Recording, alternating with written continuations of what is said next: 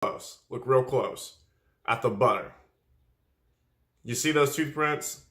One of my buddies went ahead throughout this explanation. Somehow, some tough guy sodas influenced me to bet him to bite some of the butter. And he did. I wanted to protect his identity, so I just referred to them all as my CrossFit friends. But for those of you who are wondering, his name is Dominic. Here's his handle, and you should absolutely get at him. And we had the potato, the salt, and the butter.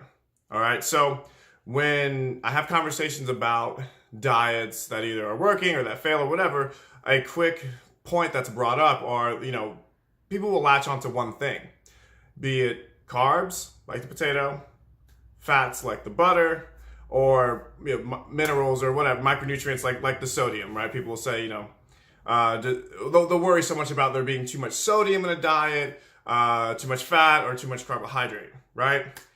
Really, it comes down to consumption.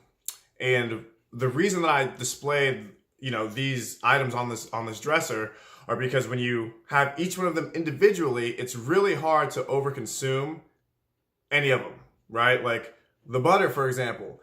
I told him to eat some of the butter and tell me how it tasted. It was terrible. The sweet potato, how much of a plain potato can you eat in itself?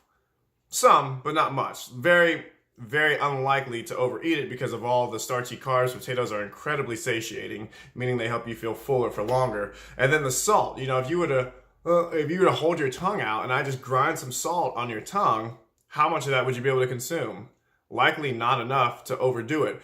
However, when you combine all of them with heat, which is what the lighter is supposed to represent, that's when these foods become delicious and hyper palatable, meaning they really flare up the taste buds, and there's a neuro response to the pleasure centers of your brain when you eat foods like this, right? Think of like a baked potato with all the fixings on it. So you get the butter, salts, maybe some sort of sweetener or whatever. And it's very easy to eat more of those and to overdo it, despite individually those components being tougher to overeat. Does that make sense? Think about when you think of hyper palatability and how things taste, think of like a donut and a chicken breast, because each of them are about 220, 240 calories, but you could easily take down, talk about me, I could easily take down 4 to 6 donuts, and I have, but I could likely not take down 4 to 6 chicken breasts because it's bland and it doesn't